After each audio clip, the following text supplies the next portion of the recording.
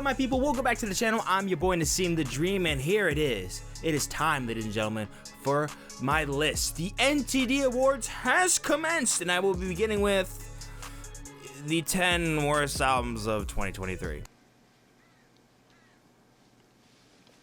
Easily the most daunting video of my entire year. I am never ever looking forward to making this video just cause I have to really search and dig deep and actually give my time to records that are dog shit. Of course, these are gonna be the 10 records that I feel is the worst. This is, in my opinion, there may be a record that probably is worse than these that I haven't listened to, but this is what I played. This is the list that I made for the top 10 worst albums.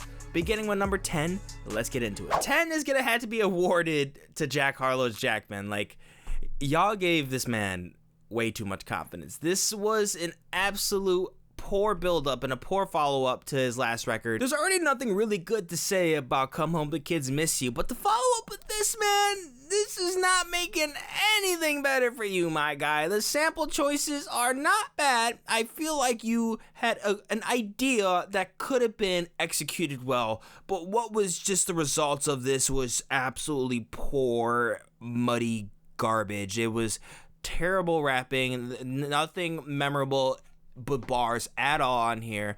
The beats itself were very, very unforgiving. They just did not give anything on the table for you to actually see some more potential into Jack Harlow. But y'all gave him that. Y'all gave him the plays. Y'all are digging Jack Harlow. That's cool. That's cool. But this is easily one of the worst records of the year. Number 9, probably one of y'all favorites. Gunna's A Gift and a Curse. This is a very interesting record that follows up after everything that's going on with the Young Thug case. This is a record that has no features on here, and a lot of people kind of just turned their back on Gunna with this, and I did not expect anything good with this record, and yeah, this is absolutely doo-doo, good-doo-doo. This is absolutely boo-boo, brother. This ain't good at all, dude. I don't understand. Gunna fans, help me out to understand where you're coming from. I remember the drip season times from this rapper. I do. There weren't necessarily moments on those eras that I could say really piqued my personal interest, but you know what? I seen the potential in Gunna, especially where trap was going to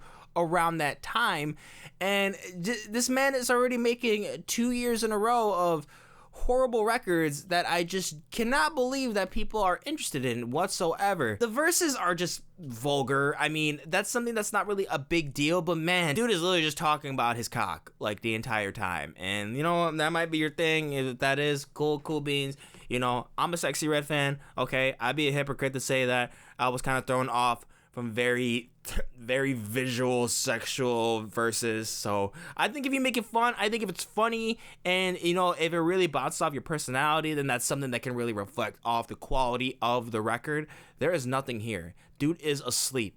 He is boring as hell, front to back, nothing to enjoy. I absolutely hated this record. I'm done with Gunna. After this, dude, I see nothing going for the man from here on out. I really don't care for him. He's not a great rapper. He sucks. And this album is horrible. Number 8 is gonna go to Skrillex's Don't Get Too Close. Now, this was actually a shocking one for me because when we got Quest for Fire, that is easily one of the best records I played this year. I when it comes to electronic music, I feel like there was some really great quality sound design and just overall just fun things to play with in dance music. And then you have this alternative record that he makes that's kind of more so for pop tracks, and it is painful.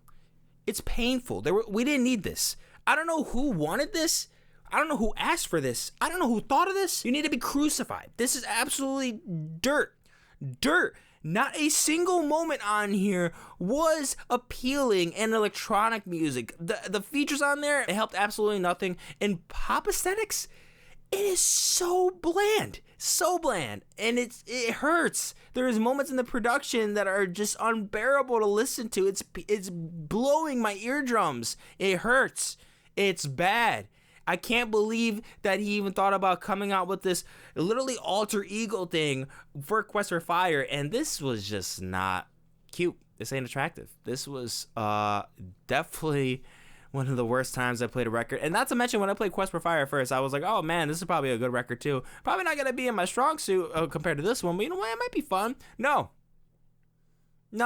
it's not. It's not fun at all. Sucks. 7 is going to go to Avenged Sevenfold's Life is But a Dream. I can't believe that some of the fans in this fan base actually saw something in this. You know, I will say the attempt, the risk, I applaud them for that. I really do think this was a very far step from what they normally make. I think it was very risky coming out with this. I feel like the majority of the fan base would not enjoy this, but it seems like a good handful of them actually like this direction that Avenged Sevenfold went with, trying to go in like with a little bit of experimental metal side, a little bit of avant-garde in there, and it's a mess. It's an absolute mess. A horrible attempt. One of the worst attempts I've ever heard in metal music. It's so cringe. The performances are so bad. Absolutely awful. The vocals are just unbearable to listen to. There's moments when the riffs that they don't even save it. When they try to add a riff in there, it's like I can't ignore the monstrosity that I just heard before this when I'm midpoint in the record where I hear something that sounds a little bit closer to the aesthetics of Avenged Sevenfold in metal music, and this is garbage. This is terrible rock. I don't know what they were trying to do. I don't know if they see something in this. I have a feeling they're going to continue on with the vision. I don't think they should. This is absolutely merciful doo-doo. Doo-doo. Hot doo-doo. Throw this in the trash. I don't want to see it ever again. It still makes me nauseous to this day. Don't play it. 6, man, this is getting bad. Did anyone even know that 6ix9ine came out with a reggaeton record? This man came out with a record this year. I didn't even know that. I wish I didn't know that. This was hurtful. Hearing the autotune processing on his voice is just as bad as the feature that he had with Nicki Minaj. I can't believe that song was as viral as it was because, dude, like, it's so synthetic that it's not even playable to me, and this whole thing is just AI. It sounds like AI is controlling the entire rhythm the whole time. The features absolutely do not help anything. It sounds like it has a nice gloss finish to it, and I think people are gonna be appealed to that and be like, oh, this record isn't that bad. It's garbage. It sucks. The verses are very forgettable and nothing really memorable in the melodics either. The overall writing, it doesn't make any sense. I can't believe this dude even thought about coming on the record, and it's clear that no one even knew about this because they definitely did a terrible job of promoting it. And I didn't see a single thing about it. I didn't hear any of my friends talk about this, and they're pretty known about the rap game. And I would even say that even if they don't care for a rapper or a hip-hop artist that's relevant in the community, they kind of bring it up. I always hear from one of them. I didn't hear a peep from this. And I hope if you're watching this and you haven't listened to this record, let me do you a solid. Do not play this shit. 5, one of the worst rock albums of the year, 30 Seconds to Mars. It's the end of the world, but it's a beautiful day. Jared, my guy, I don't know what you're going for anymore, but with this style of songwriting, I don't know what you guys see in yourselves anymore. I really don't. This is probably almost worse than the Muse record that came out last year. This was absolutely painful to play. Not a single moment in here of a motif that I feel like is exceptional. Not even close to that. There's moments in here when it comes to the singing, it's so cringe. It's bringing back like very bad memories right now. This is horrible. They have that one hit with the kill, and then like everyone thinks that maybe they have a chance to do it again. No, they don't. They don't. It's done. This is horrible. You think the doo-doo can stop there? No. This keeps on going with probably the worst pop record of the year. Anne-Marie's Unhealthy. This is a soulless, life-sucking, bland, generic pop record. Oh my God, every time a song even had a second into it, I knew I was going to be so deadly bored and just disgusted and mutilated with this trash. It's so bad. I already had no interest whatsoever in the collab that Anne-Marie had with Marshmello. I already thought that was horrible. This album makes that seem like it is precious. It is gold. This is so bad. Start to finish is absolutely horrible. This is probably a record that I would give a 0%. This is probably one of the only records on here that I probably actually give a 0% because it is just so boring and lazy. I think the only thing why it just kind of comes below this is that there is a little bit of talent to be spotted in Anne-Marie. There's not really so much synthetics being processed into her vocals, so that's what makes it on 4. But this is an embarrassing pop record. This was just horrible. I really hope that I never had to hear anything from her ever again. I'm sure I will, but this sucks. Top 3 with the number 3 spot, Wyatt James, Fuck Eating on the Weekend. So this guy kind of like made an attempt of like making Bo Burnham's Inside. That's kind of what really made me feel like it. The way he's kind of going about it is almost like some Hobo Johnson type shit. But wow, it's not funny. It's not funny at all. I don't know if he was trying to be funny or witty or tongue-in-cheek, which he definitely was trying to be tongue-in-cheek at moments. It is horrible. It is horrible. You know, I would cut him some slack if there was some humor into this. I really would. There's none in here. Absolutely none. And it's so cringy. Don't even get me started about the unbearable musicality that this album doesn't even possess. It has nothing flared into it, nothing that was really interesting at all. It made the Anne Marie record look a lot better than it was. I was like, this has got to be a joke. This has to be a joke. I feel like you have to attempt to make a bad record for it to be this bad.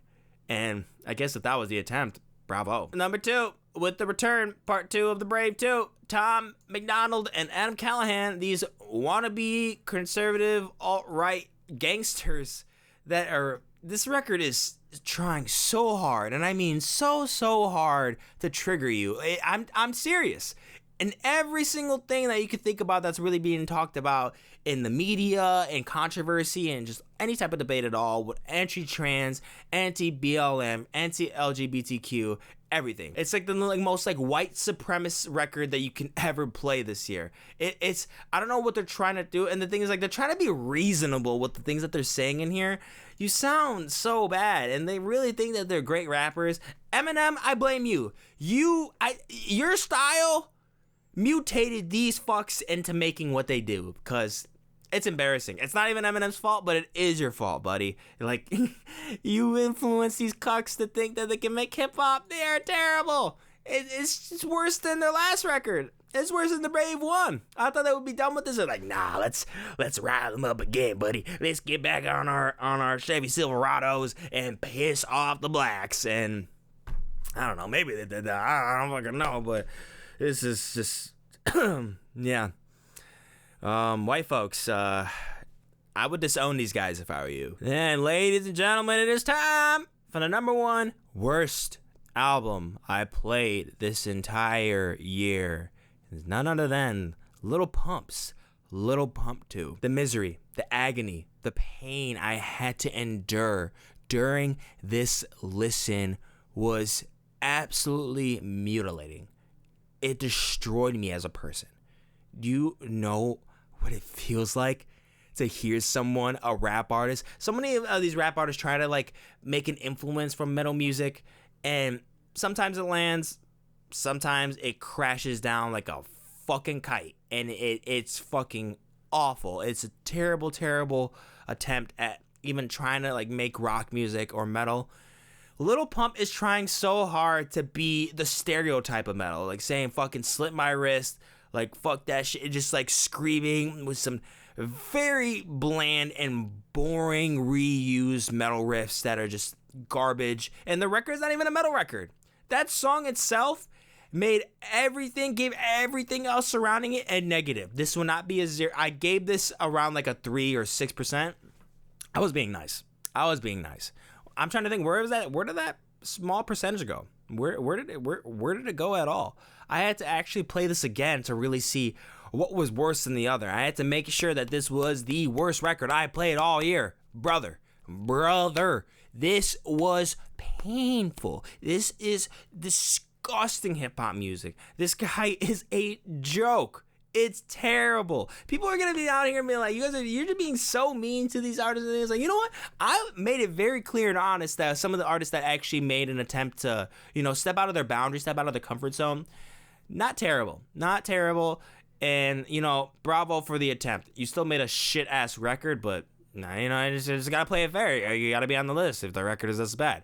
This, I don't know what this was. I really don't know what this was. I think it was just kind of scrambling in the studio, trying to think, I gotta come out with something. I gotta make the people laugh. I gotta rap, bro. I gotta come out with some rap shit. What the fuck is this? What? There's no way in hell anyone on this planet enjoy this record. There's no fucking way. There's no way. People played that metal song because it was funny to them. You know how many times I had to hear that shit on social media when I didn't want to? I hit the not interested button. Didn't work. Didn't fucking work. I had to literally not be on my phone. Horrible. painful, an embarrassment to hip-hop. I don't know what this is. My guy, you gotta stop. I don't know what you're doing. Go back to what you did on your tapes, or be happy with the success that you did get on your old tapes. Like, what the fuck is this, dude? What is this shit? That is the top 10 worst albums of 2023. Filming this was a little bit easier than normal. I didn't actually plan to film it like this because I recently just suffered an injury, so I normally wanted to do it the way I do my arm reviews, do it right over there. I had to stay off my feet for a little bit longer, so yeah, I did it like this. A little bit easier for me, but still sucks. I'm so glad to be done with this video. Let me know down in the comments, what was the worst records that you guys played? Do you agree with my list? Do you think these records are doo-doo? Let me know down in the comments. Do not forget to like and subscribe to get more content, as it helps the channel grow. Thank you guys so much, and I'll catch you in the next one. Deuces.